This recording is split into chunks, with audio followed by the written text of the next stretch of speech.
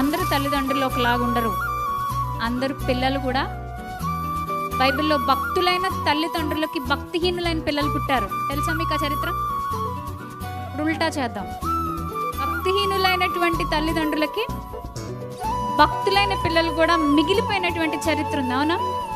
కాబట్టి ఎవరిని పిల్లల్ని బట్టో తల్లుల్ని బట్టో డిసైడ్ చేసేసి లెక్కలేసేటటువంటి పరిస్థితులు మనవి కాకూడదు. ఎందుకంటే సమాజం ఎలాంటిదంటేనండి, వీళ్ళు పిల్లలు బాగాలేదు లేదా యవ్వన దశలో ఉన్నారు, ఈ పిల్లలు సరిగ్గా నిర్ణయాలు తీసుకోవట్లేదు, అంతేలే తల్లిదండ్రి బాగుంటే ఇల్లు బాగుంటారు అనేస్తాం పుసుక్కున. లేదా మనసులో ఉన్న పైకి అనలేం. కొన్నిసార్లు మనిషి నిజస్వరూపం చెప్తున్నా. కొన్నిసార్లు పిల్లలు ఏమైనా పొరపాటు తప్పటడుగులు వేస్తుంటే మనకే దూరం నుంచి చూసేటప్పుడు ఏదో అనిపిస్తుంటుంది, వీళ్ళు దేవుడితో నడట్లేదా?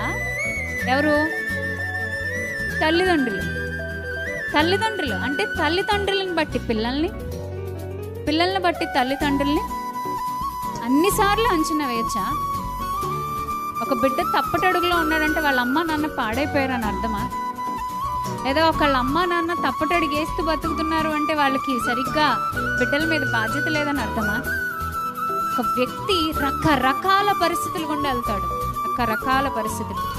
అందుకే అటు తల్లిదండ్రులు ఇటు పిల్లలు బాధ్యతగా ఉన్నవాళ్ళు ఉంటారు, లేని వాళ్ళు ఉంటారు. ఎవరు ఎలా ఉన్నా ఒక్క మాట మాత్రం సత్యం, అక్షర సత్యం.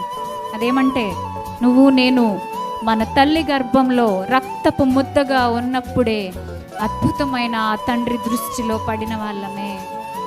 నేను పిండమునై ఉండగానే నీ కన్నులు నన్ను చూచెను, నియమింపబడిన దినములలో ఒకటైన కాకమునుపే నా దినములన్నీ నీ గ్రంథములో.